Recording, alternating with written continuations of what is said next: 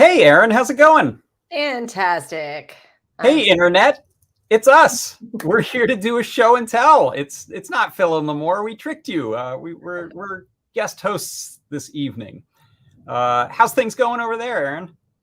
Things are going great. Lots of projects happening. Lots of excitement. It's Cool. springtime and summertime, and everything's going crazy. The weather is bonkers here in California. It's gray here, and then it's sunny, and then it's raining, and then it's gray again. It's very strange. But what I wanted to talk about more than the weather was a project that you and Melissa worked on. So I'm going to bring Melissa on and love to hear about what you guys have been up to. All right. So I'm going to start because I've got the project right here with me. So Melissa and I have been working really hard on this, and we made a magical item, magic book that tells endless stories. Let me just do a little demo here. So I'm going to click this button right here.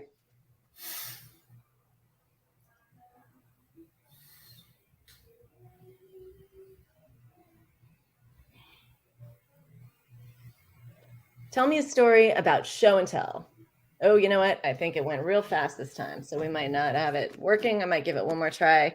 And I think it thought it heard some other audio, and then yeah. So what this book is doing is it is listening to me talk. And then it goes to the internet and it goes to ChatGPT, and ChatGPT takes the prompt that I spoke out loud and it creates a story. That's wild. And it tells me a story of, about 800 words long or whatever we decide. You can set different prompts and that kind of thing. And I built the whole thing into this really cool old leather-bound book. Beautiful. That I found up in this crazy old abandoned paper mill up in the California Peninsula. It was on a shelf of books that were all moldering and falling apart and being eaten by rats and rain. And so I rescued it and carved out the inside and put this beautiful project inside. A lot of the artwork I designed on Midjourney AI, which seemed appropriate to me. And then Melissa did a whole lot of the code, and it looks like we've crashed here. Yeah, as I said, it looks like it crashed there. Typey, so I'm gonna go ahead and turn it on and off and see if we can get it started. So Melissa, what is the foundation of it tech-wise? What are you running in there? It's running on Pygame, and basically what we've created is it's essentially an ebook reader because it goes and formats the text and draws it all out into paragraphs and everything. And so it uses speech recognition to get the text, and then it sends that over through Whisper to actually recognize what you're saying, which is from OpenAI as well. And then it sends that, it adds that to a pre-made prompt that we came up with through trial and error, and actually generates the story, and then it'll go ahead and display it. And then I created some buttons to go and navigate through there. And Erin did pretty much all the graphics through Midjourney, I believe. And all right. So, now I was just listening while you were talking just then, Melissa. So I think, I actually started this up when we were kind of backstage before the show, and JP was talking about an audio modulator or something, and I ended up with a story about that. And we had a crash because I wanted to show you guys that. So we'll have to see what it comes up with here. I did decorate the cover pretty. I used an Orin from the Neverending Story, which I 3D printed and put one on the spine as well. Pretty. This used to be a book of poetry by Sir Thomas More. That's him right there. From the 1800s. So it was really difficult to cut into this thing with a bandsaw and destroy it. But I think we probably improved it. Had to happen. Yeah. It's taking a while there. Oh, here we are. Actually good. There it goes. The mischievous monstrous manor or mirror. Oh, mischievous mirror. That's what it says. Okay. Once upon a time in a far-off land, there was a kingdom ruled by a wise and just king named Arthur. He was beloved by his people and had a reputation for being fair and kind. So the story is generally, about 5 minutes long. I can we have a little touch screen here, so I can page through the story. And go back and forward to read earlier stories from the same session. There is a cool little magnetic clasp on here so that when I close the book, it goes to sleep. Oh, that's which great. is really neat. I've got a charging port on the bottom and an on-off switch on the side, so that we can keep this thing running for a good long time. It is a really, really cool little device. Oh, that's gorgeous. Really and cool. then, yeah, we have a guide out for it. It's almost done here. I don't think it's been made live yet, but do you want to show them like how you exit? Yeah, so we built a little Easter egg in here. So if you do want to reboot, or you want to change the Wi-Fi or something like that, you can close the cover. If you close the cover 3 times within 5 seconds, then it will actually exit the script, and you can use your Pi in other ways. So it's it's a really cool device. Oh, that's great. And another cool feature is that we have Melissa's added a file called book prompt. So you can go in there and you can give it prerequisite prompts. Mm-hmm. So it can always use your child's name as the star, for example. If you tell it every single story is about a little girl named, Erin, then every story will come out like that. And I've done some interesting stuff. It is really smart. One of the most interesting ones is I got a story about the history of Bitcoin written in iambic pentameter. You can do it in rhyming couplets. You can do it in the style of Neil Gaiman, or Dr. Seuss. I was getting brand new Dr. Seuss stories coming out of this thing. Wow. It's really powerful. Like, it's really surprisingly powerful and magical, and just endless stories, as many as I can possibly ever come up with. So really cool. Really cool. Well, yeah. I'm looking forward to checking out the guide so I can at least try it on just a Raspberry Pi with minimal hardware and maybe not an 18th century book. But it's tempting to build the full thing because that looks beautiful. Really, it really is the Neverending Story. Yeah. Awesome. Well, thanks for coming on, Melissa. Erin and I are going to go check out some other people's projects now. So let's see. Next up. Whoops. Sorry. Were you? I was saying thank you. Sorry to cut you off. Okay. Thanks a lot. All right. Next on, let's bring on Jepler. Hello. I'm actually just snooping on that guide since I have behind the scenes access on Learn. I love that logo on the front, the fact that it's in the Python blue and yellow colors of the real Python logo. So I thought that was cool. Anyway, I have a board here with an RP2040. And if you want to bring up my screen share, I'm going to plug it in. So a couple of weeks ago, I talked about how I got a real vintage CPM machine. But maybe y'all don't want one of those because it weighs as much as a boat anchor and makes as much noise as a dishwasher.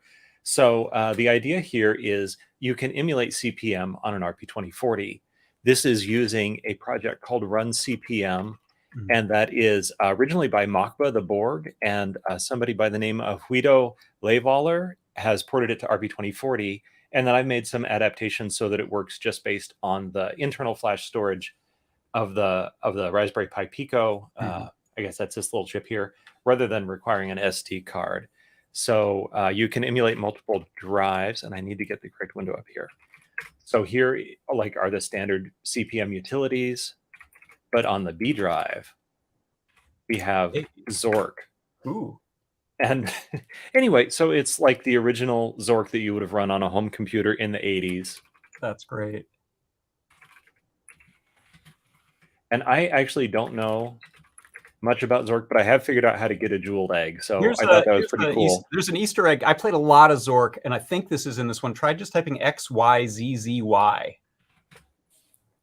I'm not sure what that's supposed to do, but no, there's some wizard that's involved with this, and there are a few of these mysterious things that happen throughout that are creepy, and I've never understood the meaning of those letters. But they're there. Good. Yeah, I mean, there's a lot of lore to it, apparently.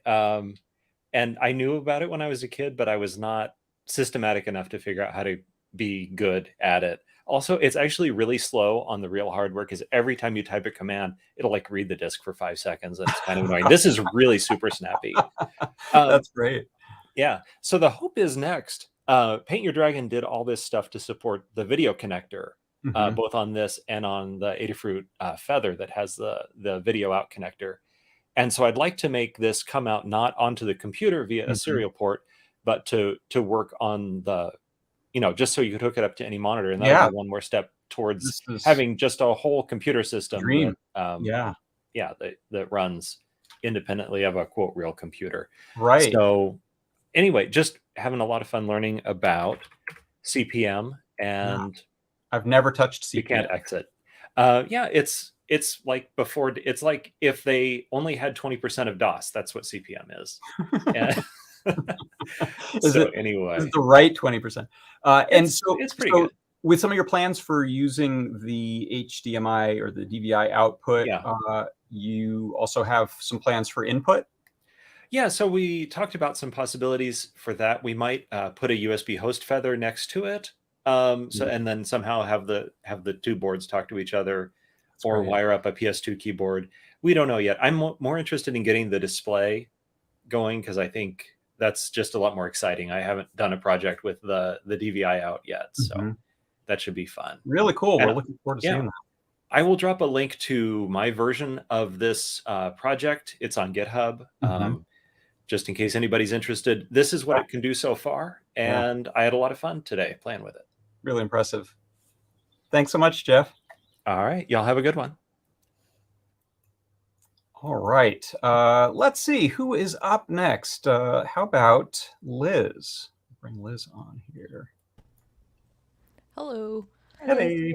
Hey. So I've started playing with synthio with this project here, which uses our new ANO rotary encoders that are stemmer QT, because Lady Ada was like, why don't you make a synth with them? So I'm going to plug in the speaker.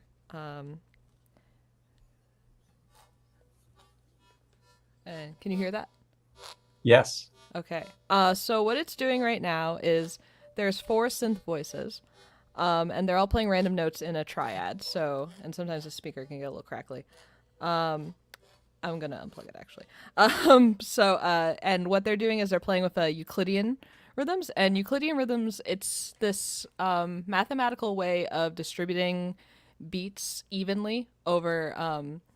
so, for example, like if you had 4 beats over 8 possible notes, distributing them so that they come up evenly. So in here, I can go to the Euclidean mode and I can change the number of beats, or I can increase the number of possible iterations. And I've also got beat division going. Cool.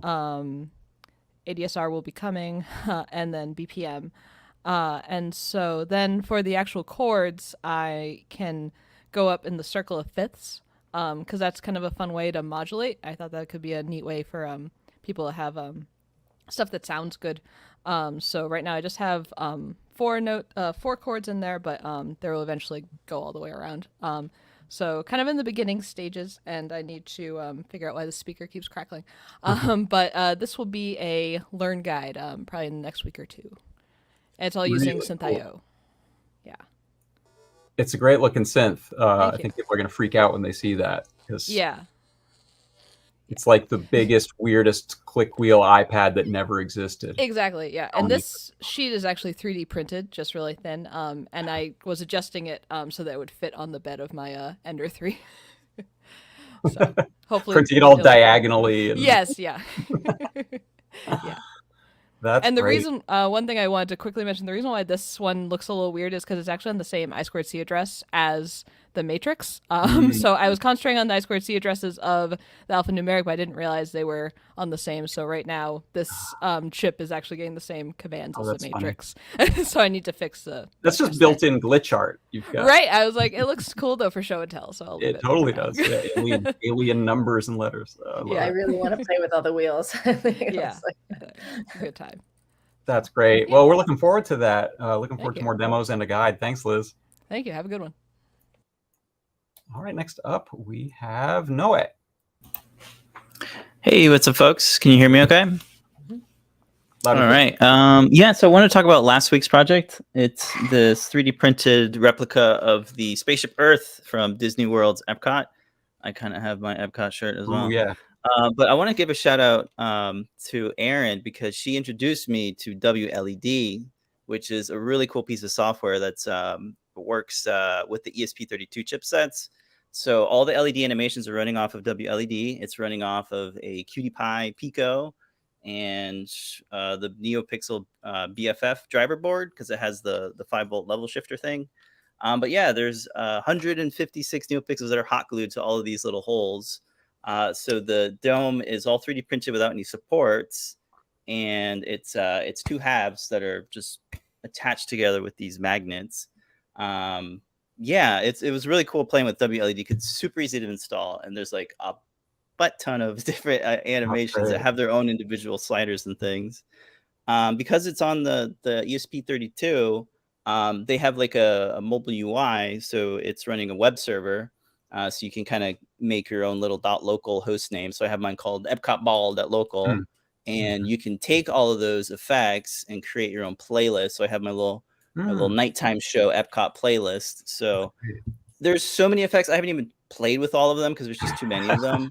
But I'm really liking the swirly ones, and there's this one called like the 2D firework, and I just love how you can like swirl around. Kind of, I didn't really do any like pixel mapping or anything like that. We were planning to do that, but it just made a lot more sense just to use WLED. Yeah, it works out well. Yeah, and I just have the NeoPixels like going in a spiral, and that seems to make pretty decent typology, so I didn't have to worry about mapping all the pixels. I was checking out firework one. This guide. This guide is excellent, and if people haven't, they should go check it out just to see what it looks like wired before you put it together, because the wiring of some NeoPixels and their little loops looks actually really cool. Yeah, it's these soft NeoPixel strands, so they have like these flexible enamel coated wires, so they're really flexible. I think they're about 1 millimeter or 2 apart, so you have a lot of wiggle room to kind of mold them and shape them into whatever shape you want. But the Spaceship Earth is a pretty cool structure. The original one is like a V8, I believe. This one's a V4. That's like the amount of triangles basically that are across the geodesic sphere. And the pillars, it actually has these real pillars in the actual traction, and that like helped it be the support, so I didn't have to use supports. So it's like the supports are the supports, if that makes sense. And then the last thing I had here was just I used one of the USB-C breakouts so that it reroutes the USB port, so I can have it here instead of having to like figure out how to mount the QT Py, because the QT Py doesn't have any mounting holes, but the USB-C breakout does. So I just have 2 screws. Yeah, so it's just 2 screws, and everything else is like magnets. So really cool. It just about fits like a 200 by 200 millimeter printer. So most printers are probably that size these days. And it's like 24 hours or something to print. So it's a pretty big print. But I posted the CAD files on Printables, and somebody has already posted that they made it. They're just waiting on the electronics. So shout out to that that's person. great. That's exciting to hear. So hopefully more people make it. And check out the QT Pys and the WLED. I'm going to be using that for like all of my NeoPixel projects. Got to be WLED now because it's just such a cool piece of. I feel like I'm never coding again now that I know. It's just like, code. Bye. All right. Awesome. Thanks. One tip that I've been playing with WLED for a really long time. It's really cool to set a very dim background color on some of these animations, and then run the animations over the top of that. So maybe play with that. Yeah, it does a good job of blending them too. Like you can tell it how long you want the blend to be, the transition. Really, really cool stuff. Awesome. Yeah, so check out the guide so folks can see the whole guide on how to set up WLED. It's kind of easy, so perfect. Cool. Awesome. All right, thanks, Noah. All right, great job. Beautiful EPCOT ball. All right, let's see. Next up, we've got Scott coming on. Hello. How's it going? Good. How you doing? I wanted to do one quick update on. Sorry, turn that off for a second. I showed this last week, and it's still not quite long enough. This is my weather display that I've got sitting here, and I wanted to show that I added sunrise, sunset times along with high and low temperatures. And the high and low temperatures shift during like when they actually occur along the timeline, and then the days along the days for the new week or for the rest of the week are correct now too. Yeah. But the thing that I really should show is my USB cables are just not quite long enough. This is the prototype bus pirate that Lamore put together. It's running RP2040. And she says the hardware is pretty much done, so we got to get the software going. So I've been playing with that, and now show my screen. The thing that I've been working on, and you can see here, is now that I have the actual hardware, it enables you to turn like the power supply off and on. So now you can see that the 2 top LEDs there are lit as well. That's the 5 volt and the 3 volt LEDs to tell you it's on. And then if I hit W and then I turn them off, there's also a mode LED, which I can't type with while holding it up. I'm just working on the spy mode here. So I'll just use all the defaults. And now I'm in spy mode. And now there's a separate red LED there to say like you're in a mode that could be driving the pins. Otherwise, when you're in the like default state, which you can do by default, then it'll be off, and that means that the pins aren't doing anything right now. And your power is on that. The power you're turning on and off is to supply to that IDC connector, which is where you're probing something. Yep. Yeah. So my plan tomorrow is to like hook up a flash chip and be able to like poke the data on the flash chip itself, all from the bus pirate, and it's like transaction thing. I can't make up. It has this weird like. I'm not. There's like some characters you can do to like read things and stuff. I just crashed it, so it's not working. Cool. You can type that sort of thing to like read 10 bytes, for example, over SPY. Yeah. Snazzy. Well, you've got your task ahead of you here for. Yep, there's my error that stopped it from working. So I'll go fix that. Very cool. Thanks for bringing that on, Scott. Thanks, John. See you later.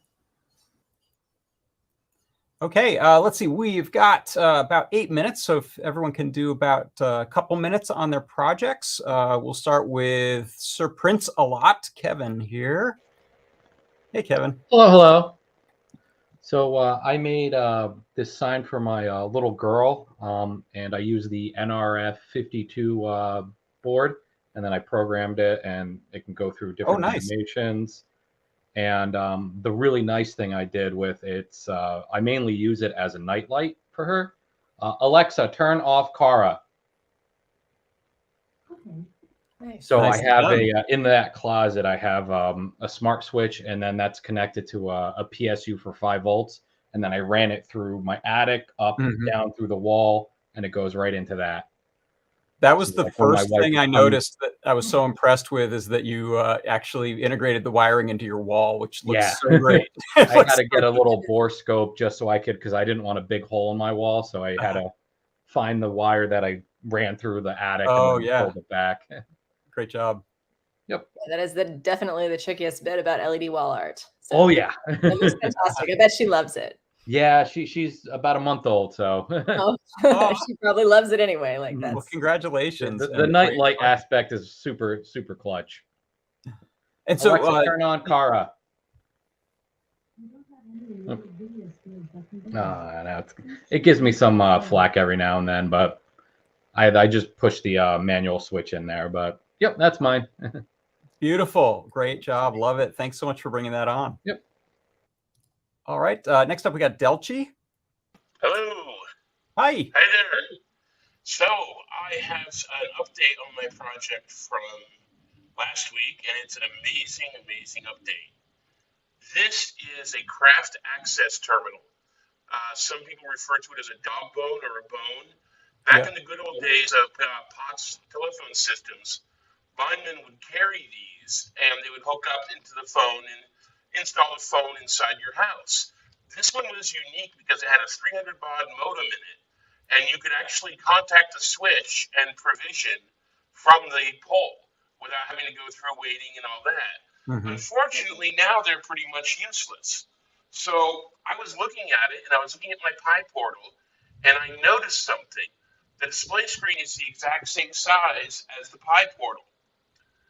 So what I did was I got out my tinkering tools and my tonkering tools, and I wrote a bunch of code, and I ended up using the original touchpad that came with it, and I now have a working tone generator, sort of kind of butt set, made from a no longer useful piece of equipment. Great It job. uses That's cool. the original, I don't know if you can hear it, it's actually sending out the tones. Yeah. It's using a GPIO extender board so that I can use all the pins. And it's telling me which pin it pressed and what DTMF tone it's making. And there's a touchscreen button there that will, once I get the code working, do funny tricks like the 2600 hertz and the blue box and Great. so on and so on. It's not battery powered yet because my batteries haven't arrived. But it was a lot of code writing in CircuitPython and a lot of help from the community folks. But Great job on that. Really nicely done. That is wild. I hope to have that clipped to my side when I go to DEF CON this year. Ah, good, good. That'll impress people. Really nice work. Thanks, Delchi. Cheers. Looks great. That's cool. I love it. All right. Build stuff into old stuff. Oh, Like, it's really, really cool. When I'll show this on my show tomorrow, but when I added some LEDs to this toy, just the fact that they made this red translucent plastic, there's so much of it that it just diffuses things so well, better than kind of anything I would just hack together. Using manufactured stuff, there's a lot of advantages. All right. So last up, we'll bring on DJ Devin 3. Hello. My first thought, Delchi, was don't show that to JP. He's going to want to turn it into a synthesizer. I just have some nudes. It's not much of a demo here. But what I thought was pretty was the nudes in the mason jar. Mm-hmm. And so what's better than nudes in a mason jar? Nudes in a bottle. That's pretty much all I got. That's why. Brain. This is running from a coin cell, 3-volt coin cell. Uh-huh. And I did a battery life test. This has been running for over 40 hours. Oh, that's great. So just from a 3-volt battery, which I wanted to do a realistic real world test. So I did that, as well as these are light. These are running from 6 volts. So this is 2 3-volt coin cells inside of here that are running all of that in there. So those are all in series. Those are all 2 in series, and they're all chained together and shrink wrapped, like kind of like dreads. So you can do a whole bunch this way, but they do run out of power much faster that way. Versus this way, 3 volts, 48 hours pretty much. Yeah, that's really good. So that's all I got, was just a real world test, because that question comes up so often. So I wanted to put that one to rest and just have some video evidence. Look, they actually run that long. Yeah. This is really relevant in Erin's world with the types of gigs. I've been putting these in necklaces, and I'd made just LED necklaces with the NeoPixels inside before, and a little LiPo batteries. And these are just, they're blowing them out of the water. I can wear this all week. I can wear it all night. It's never going to run out. They're really cool. And these have an on-off switch, so you can flip that on-off. And since it lasts for like 24 to 48 hours, if you only, I don't know, go to a party or something, you're only going to get Halloween. Well, you only need that to work for like 2 to 3 hours on Halloween. Shut it off. You can literally reuse that for like 5 Halloweens in a row. They last a much longer time. And I have some charts. They're boring charts, but they're charts. So this is basically the power profile, and that is a brand new nude versus one that's been running for 35 plus hours. So the milliamps just drop off. The current consumption drops off, but it doesn't like hard cut off at 2.0 at 2 volts. It will, so it runs out just like a glow stick. That's how it's basically an electronic glow stick. Cool. A skinny, flexible electronic glow stick. Yep, great for necklaces and things like that. I had a thought of, well, what if you chain 30 of them together? And I was like, you're going to get up to 100 volts. Like, you can't really do that, you know? So you will hit some kind of limit at some point. But maybe. All right. Okay. Well, JP, that's your territory. I will set my house on fire trying to do that. You go for it. Don't do it. Thanks, DJ Devon 3. Yep. Have a great night. All right. Well, we are all done. We got to hand this off to Phil and Lamore for Ask an Engineer. Erin, thanks for co-hosting. Thanks everyone for bringing on your super cool projects. It's great to see all that good stuff. And we will sign off. Bye-bye. Thanks so much.